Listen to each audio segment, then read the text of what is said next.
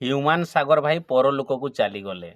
ସମସ୍ତେ ଜାଣିଛନ୍ତି, କିନ୍ତୁ କ'ଣ ପାଇଁ ଚାଲିଗଲେ କେହି ଜାଣିନାହାନ୍ତି। ତ ମୁଁ ଆପଣଙ୍କୁ କହୁଛି ହ୍ୟୁମାନ ସାଗର ଭାଇ କାହିଁକି ପରଲୋକକୁ ଚାଲିଗଲେ। ତ ଆପଣ ଭାବୁଥିବେ ତୁ କ'ଣଟା ଅଧିକ ଗପୁଛୁ, ତୁ କ'ଣ ଅଧିକ କହିବୁ।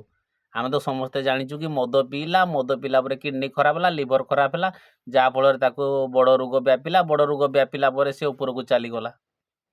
ନାଇଁ, ଆପଣ ସେମିତି ଭାବିପାରିବେନି।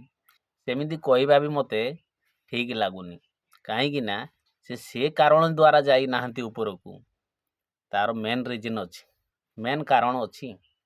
କାରଣଟି କ'ଣ ନା, ଦେଖନ୍ତୁ, ମଣିଷ କର୍ମ ହିସାବରେ ଫଳ ପାଇଥାଏ। ତ ଆମେ ଯେମିତି କର୍ମ କରିବା ସେମିତି ଫଳ ପାଇବା। ତେଣୁକରି ତା'ର କ'ଣ କର୍ମ କରିଛି ନ କରିଛି ତ ଆମେ ଜାଣିନାହାନ୍ତି। କିନ୍ତୁ ଗୋଟାଏ କଥା ମେନ୍ ପଏଣ୍ଟ ମନେ ରଖିଥିବେ, ଆଗରୁ ଥରେ ସେ ଭିଡ଼ିଓ ଭାଇରାଲ୍ ହେଇଥିଲା କି ହ୍ୟୁମାନ ସାଗର ଭାଇ ପ୍ରଭୁ ଜଗତର ନାଥ ଜଗନ୍ନାଥଙ୍କର ଭଜନ ଗାଇବା ପାଇଁ ଟିକେ କୁଣ୍ଠାବୋଧ ହୁଅନ୍ତି। କିନ୍ତୁ ଅଲଗା ଗୀତ କିମ୍ବା ଅଲଗା ସବୁ ଭଜନ ଗାଇବା ପାଇଁ ସେମାନେ ସାଙ୍ଗେ ସାଙ୍ଗେ ରାଜି ହେଇଯାଇଥାନ୍ତି। କିନ୍ତୁ ଟିକେ ଓଡ଼ିଶାର ଜଗତର ନାଥ ଜଗନ୍ନାଥଙ୍କ ପାଇଁ ଟିକେ ସେ କୁଣ୍ଠାବୋଧ ହୋଇଥାନ୍ତି। ତ ଆପଣ ଏଥିରୁ ଜାଣିପାରୁଥିବେ ଭଗବାନ ତ ଆମେ ଜାଣିଛନ୍ତି ସେମ୍, ତଥାପି ଗାଇଛନ୍ତି ହ୍ୟୁମାନ ସାଗର ଭାଇ ଜଗନ୍ନାଥଙ୍କ ଭଜନ ଗାଇଛନ୍ତି, ରାମଙ୍କର ଭଜନ ଗାଇଛନ୍ତି, ମନା ନାହିଁ। କିନ୍ତୁ ତଥାପି ଦେଖନ୍ତୁ, ଧ୍ୟାନ ଦିଅନ୍ତୁ କି ଭଗବାନ ହେଉଛନ୍ତି ସମାନ। ସେ ଯୀଶୁ ହେଉ, ଆଲ୍ଲାହ ହେଉ, ଜଗନ୍ନାଥ ହେଉ, ଯିଏ ବି ହେଉ, ଭଗବାନ ଈଶ୍ୱର ଏକ। ସମସ୍ତଙ୍କୁ ଗଢ଼ିବା ବାଲା ହେଉଛି ଭଗବାନ। ଏ ପୃଥିବୀ ଆଉ ବ୍ରହ୍ମାଣ୍ଡକୁ ଚଲେଇବା ବାଲା ହେଉଛି ଭଗବାନ ଏକ। ତ ଆମେ ସମସ୍ତେ ଜାଣିଛନ୍ତି। ତା ଭିତରେ ଆମେ କାହିଁକି ବାଛିବା ଯେ ନା ଇଏ ସେ ଭଗବାନ, ଇଏ ଭଗବାନ। ଆମେ କାହିଁକି ସେଥି ଭିତରେ ଆମେ ବିବାଦ କରିବା ଯେ ୟା ପାଇଁ ଆମେ ଗାଇବୁ, ତା ପାଇଁ ଗାଇବୁନି। ଏଇଭଳି ଘଟଣା ଅନେକ ମଧ୍ୟ ଅଛି। କିଛି ଲୋକ ସେ ଠାକୁରର ମନ୍ଦିରକୁ ଯିବା ପାଇଁ ନାରାଜ, ଏ ଠାକୁରର ମନ୍ଦିର ପାଇଁ ଯିବା ପାଇଁ ଉଚିତ ମନେ କରନ୍ତି।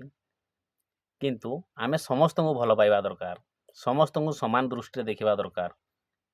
ତାହେଲେ ଯାଇ ହିଁ ଭଗବାନ ଉପରବାଲା ଖୁସ ହେବେ ଆଉ ଶାନ୍ତି ହେବେ। ଇଏ ଗୋଟେ କଥା ଗଲା। ଆଉ ଗୋଟେ ମୁଁ କଥା କହୁଛି କ'ଣ ନା, ଦେଖିବେ ପ୍ରତ୍ୟେକ କ୍ଷେତ୍ରରେ ଆପଣ କେବେ ବି ନିଜକୁ ଗର୍ବ ଅନୁଭବ କରିବେ ନାହିଁ। ଗର୍ବ କେବେ କରିବେନି ଆପଣଙ୍କ ଉପରେ, ନା ମୁଁ ଏଇଟା କରି ପକେଇଲି, ଏଇଟା କରିଦେଲି, ଏମିତି ମୋ ନାଁଟା ଉପରକୁ ଯିବାରୁ ମୁଁ ତା ଆଗରେ ଦେଖେଇକି କହିବି। ଏସବୁ ଜିନିଷ ଗୁଡ଼ାକ ଆପଣ କେବେ ବି ଗର୍ବ କରିବେନି। କାହିଁକି ନା ଭଗବାନ ଗର୍ବ କଲା ଲୋକଙ୍କୁ ନା କେବେ ବି ଛାଡ଼ି ନଥାନ୍ତି। ତେଣୁକରି ଗର୍ବ କେବେ କରିବେ ନାହିଁ। କରିଚାଲନ୍ତୁ, କର୍ମ କରିଚାଲନ୍ତୁ, ଫଳ ଆପେ ଆପେ ମିଳିବ। ଆମେ ଯଦି ଖଟିଛୁ କାହା ପାଖରେ ଦିନେ ବା 2 ଦିନ, ଆମେ ଯଦି ଖଟିଛନ୍ତି, ଅଟୋମେଟିକ୍ ସେ ଦିନେ ହେଲେ ଦିନେ ଭାବିକି ପଇସା ଦେବ। ନା ଲୋକଟା ମୋର ଖଟିଥିଲା, ଯାହାହେଲେ ବି ଟଙ୍କା 2 ଟଙ୍କା ମୁଁ ଦିଏ। ବୁଡ଼ି ଦେଲେ ଧର୍ମ ସହିବନି, ତା ମନ ବିବେକ ଚାହିଁବ, ତେଣୁକରି ଆମକୁ ସିଏ ଦେବ। ଠିକ୍ ସେହିପରି ହ୍ୟୁମାନ ସାଗର ଯେଉଁ ଭାଇ ଚାଲିଗଲେ ପରଲୋକକୁ, ବହୁତ ଲୋକଙ୍କ ମନରେ ଦୁଃଖ। କାହିଁକିନା ସେ ଜଣେ ସୁନାମ ଅର୍ଜନ କରିଥିବା ଜଣେ କଳାକାର। ସେ ବହୁତ ହିଟ୍ ଗୀତ ଗାଇଛନ୍ତି, ବହୁତ ସୁନ୍ଦର ସୁନ୍ଦର ଭଜନ ଗୀତ ସବୁ ଗାଇଛନ୍ତି। ମୋତେ ବି ଦୁଃଖ ଲାଗୁଛି ଏତେ ଶୀଘ୍ର ଚାଲିଯିବେ ବୋଲି ହ୍ୟୁମାନ ଭାଇ ମୁଁ ଜାଣିନଥିଲି। ତାପରେ ଘଟଣା ଏମିତି ହେଲା କି ସେ ଚାଲିଗଲେ ଆମକୁ ଛାଡ଼ି। ମେନ୍ କଥାଟି ହେଉଛି କ'ଣ ନା, ମୁଁ ଯେଉଁ କହିଲି ଆପଣଙ୍କୁ କ'ଣ ପାଇଁ ସେ ଆମକୁ ଛାଡ଼ି ପରଲୋକ ଚାଲିଗଲେ। କଥାଟି ହେଉଛି ମଦ ପିଅନ୍ତୁ, ମଦର ଗୋଟେ ସୀମା ଅଛି, ଖାଇବାର ଗୋଟେ ସୀମା ଅଛି। ଆମେ ଯଦି ମଦଟାକୁ ପିଇବା, ଆରେ ଭାଇ ସପ୍ତାହରେ କି 2 ସପ୍ତାହରେ କି ମାସରେ ଥରେ ସିନା ପିଇଲେ ହେବ। ଆମେ ତାକୁ କଣ୍ଟିନ୍ୟୁ ପିଲା ଭଳିଆ କରିବା।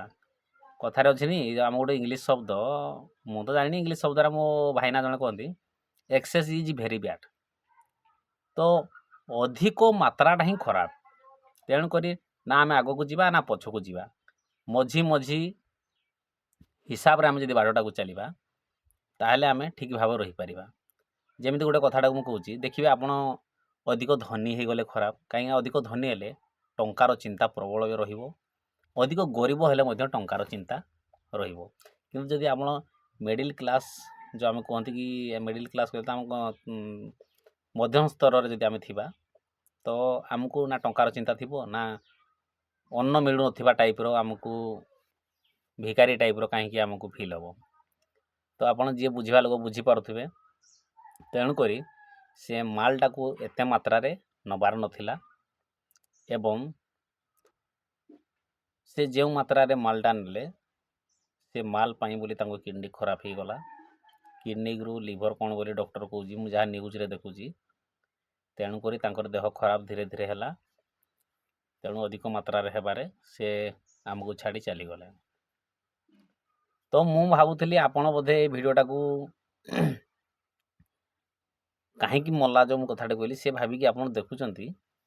ଦେଖନ୍ତୁ, କିଛି ଦୁଃଖ ନାହିଁ।